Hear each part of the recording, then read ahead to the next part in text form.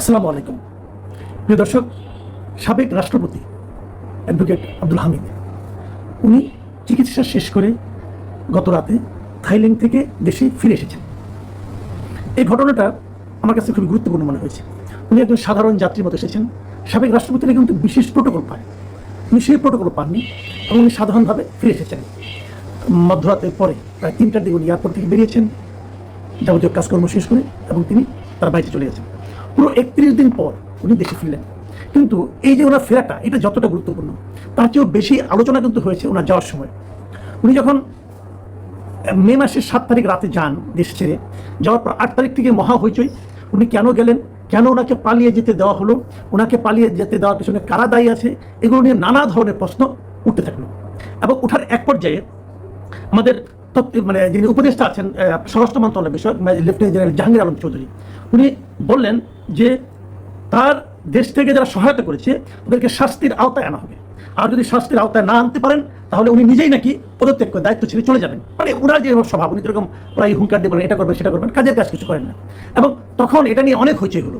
হইচইয়ের এক পর্যায়ে একটা কমিটি করা হলো, 3 জন উপদেষ্টাকে, সিআর আবরার, রিজওয়ানা হাসান, সাখাওয়াত, ব্রিগেডিয়ার সাখাওয়াতদের নিয়ে একটা তদন্ত কমিশন করা হলো। সেই কমিশনকে দায়িত্ব দেওয়া হলো যে তারা 15 দিনের মধ্যে রিপোর্ট দিবেন এবং সেই রিপোর্টে ওরা জানাবেন যে কেন কাদের সহযোগিতায় এই রাষ্ট্রপতি আব্দুল হামিদ, সাবেক রাষ্ট্রপতি আব্দুল হামিদ দেশ ছেড়ে যেতে পারলেন।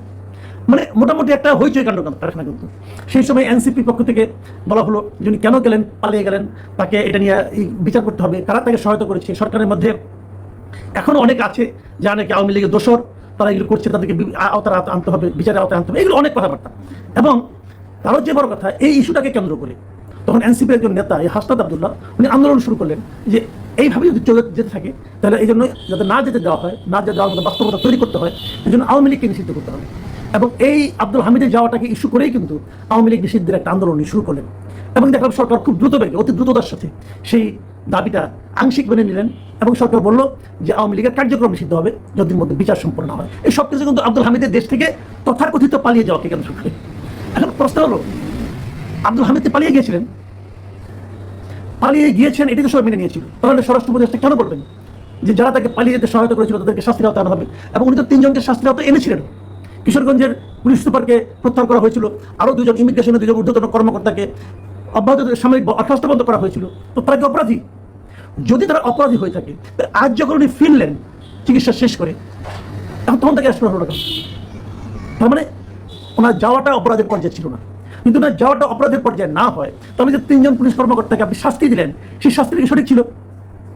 যদি সঠিক না হয় ওদের সেই শাস্তিটাকে প্রত্যাহার করা হবে, অবশ্যই করা উচিত। শাস্তিটা যিনি দিয়েছিলেন তার কি শাস্তি হবে? তাও তো হওয়া উচিত। শাস্তিটা কে দিয়েছিলেন? স্বরাষ্ট্র মন্ত্রণালয় দিয়েছিলেন, তো ওনাদেরকে শাস্তি হবে। দেখুন দেশটা কিভাবে চলছে। মানে একজন লোক বিদেশে গিয়েছেন, তার বিরুদ্ধে একটা মামলা হয়েছে। মামলা হয়েছে এই বছরের জানুয়ারি মাসে কিশোরগঞ্জে একটা মামলা হয়েছে, যেরকম নাকি আমাদের এখানে অনেক মামলা হয়েছে। ধরেন কোথাও একটা মিছিল হয়েছে, সেই মিছিলে একজন লোক মারা গেছে, একটা স্টুডেন্ট মারা গেছে, পুলিশের গুলিতে মারা গেছে, ধরে নিলাম, অথবা অন্য কোনোভাবে মারা গেছে। সেই মামলায় আসামি করা হয়েছে 200কে, 300কে, 500কে। এবং সেখানে মামলাতে শেখ হাসিনার পুত্র, শেখ হাসিনার কন্যা, শেখ হাসিনার বোন, তৎকালীন স্বরাষ্ট্রমন্ত্রী শুরু করে যার যা যত নাম মনে আছে সবাইকে সেখানে আসামি করা হয়েছে। এবং এরকম একটা মামলায়, কিশোরগঞ্জের একটা মামলায় সাবেক রাষ্ট্রপতি আব্দুল হামিদকেও আসামি করা হয়েছিল। তাহলে সেই মামলায় উনি দোষী কি দোষী না সেটা বিচার কে করবে? সেটা বিচার করার দায়িত্ব তো হলো সরকারের, তাই না? কি বিচার করার দায়িত্ব সরকারের, তদন্তকারী কর্মকর্তা।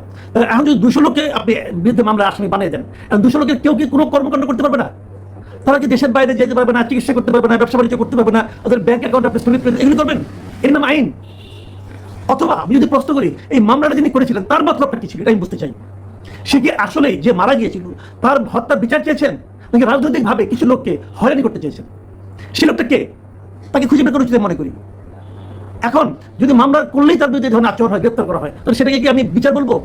সেটাকে আইনের শাসন বলবো? আমরা একটা মামলা হতেই পারে, আপনি আমাকেও আসামি করতে পারেন, আপনি যে কাউকে আসামি করতে পারেন, তারপর সেটাকে পুলিশ তদন্ত করবে, তদন্ত করে পুলিশ তো একটা ফাইনাল রিপোর্ট দিবে অথবা একটা চার্জশিট দিবে, যাই দিবে। দেওয়ার পর যাদের বিরুদ্ধে চার্জশিট দেওয়া হলো, যাদেরকে পুলিশ প্রাথমিকভাবে অপরাধী হিসেবে বিবেচনা করলো, তাদের বিরুদ্ধে কেবল গ্রেপ্তারি পাওয়াটা জারি হতে পারে, তাও সেটা আদালত দিবে। সেভাবে হচ্ছে আমাদের এখানে।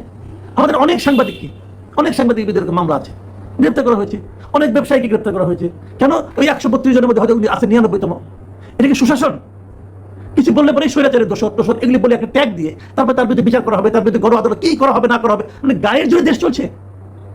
আমরা তো একটা গাইড জন্য দেশটা ছিল শেখ হাসিনা, আমরা তো সেখান থেকে বাঁচার জন্যই নতুন কিছু চেয়েছি, তাদেরকে এই দেশ থেকে আমরা তাড়িয়ে দিয়েছি। তারপর আমরা কি পাচ্ছি এগুলি, কি দেখছি এগুলো?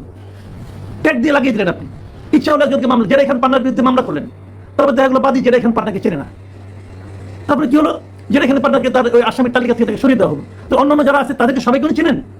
উনি বললেন, ওই বাদী বললেন জামাত এবং বিএনপির আইনজীবীরা তাকে পরিচিত করেছে। বোঝাই গেল এই হয়রানিমূলক মামলার পেছনে মূল দায়িত্ব কে নিয়েছে? জামাত এবং বিএনপির আইনজীবীরা। তাদের বিরুদ্ধে কোনো অ্যাকশন হয়েছে? হয়নি। কিন্তু যেটা এখন পান্না একটু পাওয়ারফুল লোক, আপনার প্রত্যাহার করে নিয়েছেন, অন্য দুইগুলি করলেন না কেন? করেননি তো। আজকে কি হলো দেখেন, এই কথাটা বললাম কেন? আজকে যখন এই ঘটনাটা ঘটেছে তখন কিন্তু আবার স্বরাষ্ট্র উপদেষ্টাকে জিজ্ঞাসা করা হয়েছে যে আপনি এখন তো ওনাকে গ্রেপ্তার করলেন। উনি কি বলেছেন? উনি বলেছেন তদন্ত হওয়ার পর যে দোষী তাকে আইনের আওতায় আনা হবে। আপনারাই বলেছেন নির্দোষরা যাতে সাজা না পায়, এজন্য আমাদের তদন্তটা করতে দেন। তদন্ত করার পর যেই দোষী হোক না কেন কাউকে আইনের বাইরে রাখা হবে না, আমরা তাকে আইনের আওতায় নিয়ে আসবো। এই যে কথাটা স্বরাষ্ট্র উপদেষ্টা আজকে বললেন, এটা কি সব মামলার ক্ষেত্রে প্রযোজ্য? তদন্ত না করে কি সবাইকে গ্রেপ্তার করা হচ্ছে না? অনেকে গ্রেপ্তার করা হচ্ছে। আইনের শাসন আপনি কিভাবে কায়েম করবেন? আপনি কি একমাত্র আব্দুল হামিদের ক্ষেত্রে আইনের শাসন কায়েম করবেন? আব্দুল হামিদ 10 বছর প্রেসিডেন্ট ছিলেন। এই 10 বছর ধরে আওয়ামী লীগে ছিলেন। অনেকে বলেন হ্যাঁ উনি 10 বছর প্রেসিডেন্ট ছিলেন, উনি শেখ হাসিনাকে থামালেন না কেন? থামানো যায়? যিনি বলেন তিনি থামানোর চেষ্টা করেছিলেন। এখন যা হচ্ছে, এখন যে অনিয়ম হচ্ছে, এটা কেউ থামানোর চেষ্টা করছে? এখন যে মব ভায়োলেন্স হচ্ছে, কেউ থামানোর চেষ্টা করছে? যখন এই সরকার না থাকবে, যখন নতুন সরকার আসবে, তখন যখন প্রশ্ন করবে যে আপনি থামানোর চেষ্টা করলেন না কেন, কি বলবেন আপনারা? হাসিনা সরকার যে স্বৈরাচারী শাসন কায়েম করেছিল, থামানো যেত চাইলেই। বাদ দেন এটা। আইনগতভাবে যদি ধরেন একটা প্রেসিডেন্টের আইনগতভাবে কি অধিকার ছিল, কি এখতিয়ার ছিল তো থামানোর? পারতেন উনি?